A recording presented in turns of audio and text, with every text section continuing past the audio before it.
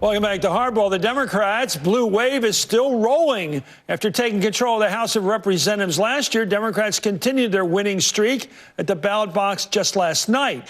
The marquee victory came in Kentucky's hotly contested governor's race. Democratic State Attorney General Andy Beshear is the apparent winner in that race, taking down Republican incumbent Governor Matt Bevin. Bevin latched himself to President Trump and made the race a referendum on the president and impeachment.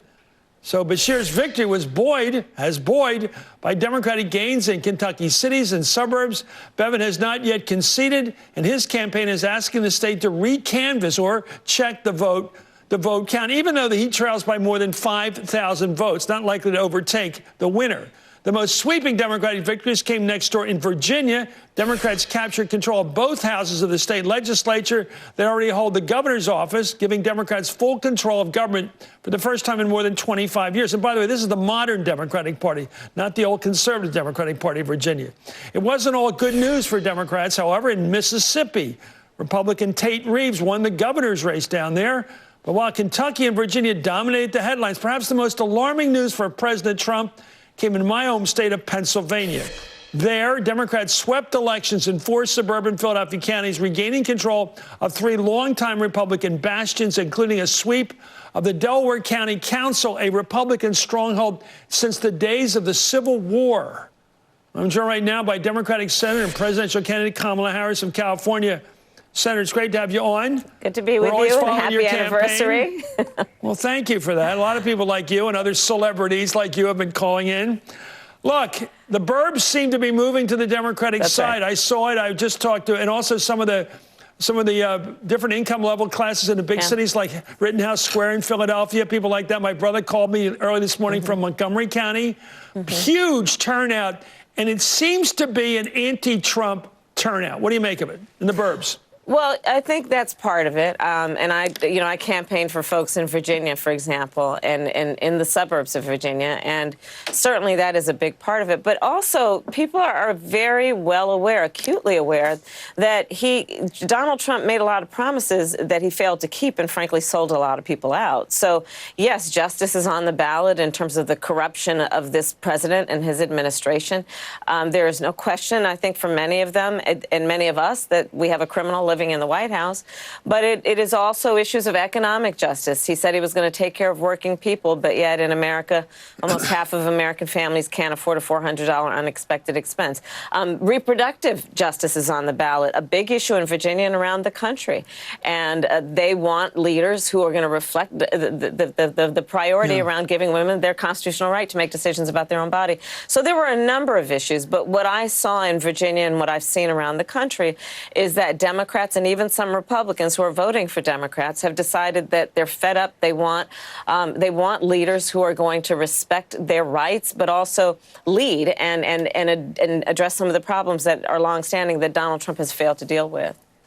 Senator, you're so right, because I know Northern Virginia. I've lived down here a long time, and the women, a lot of single women, married women in Northern Virginia are all pro-choice. And that's been a major issue in that state, and I think it really came to fruition this time. Look, public hearings in the impeachment inquiry into President Trump start next week, but the Senate Majority Leader Mitch McConnell is already trying to diminish the prospects for a significant Senate trial. Yesterday, McConnell told reporters the Senate would likely acquit Trump, and he took a swipe at the senators running for president. Watch this.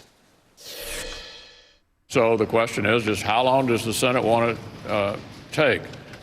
How long do the presidential candidates want to be here on the floor of the Senate instead of in Iowa and New Hampshire? You know, there's Mitch. I know he cares about your welfare, Senator, and the other people running for the presidency. He thinks you're all getting antsy, that you're all scared you're going to be voting 6 days a week, according to the Constitution. Apparently, you're 6 days a week on a trial in January, when you'd like to be in Iowa and perhaps also in New Hampshire. You've committed to Iowa. Will this hurt you if you have to be in Washington right up until February 3rd?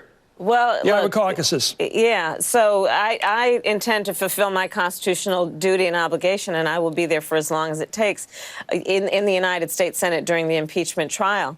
And frankly, I think that everyone who is a member of the United States Senate, including the leader, should also fulfill their constitutional duty, which means to make sure that this process has integrity, that it is not motivated by politics, and that it is a truth-finding and a truth-seeking process.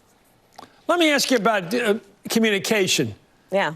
You know, they used to say that British people or certain arrogant people would go overseas, not just British people, but arrogant people. They would, if the other person spoke a different language, they'd just yell louder as if they were going to listen to them. Yes. Do you get a sense that putting this on television, these straight arrow, witness after witness, 13 of them apparently, who all say it's a quid pro quo, everybody reads about it in the paper every day. They hear about it on cable TV, on any network, I think, except for Fox. Do you think putting on people before the cameras will really shake loose the Republicans on this issue of impeachable offenses?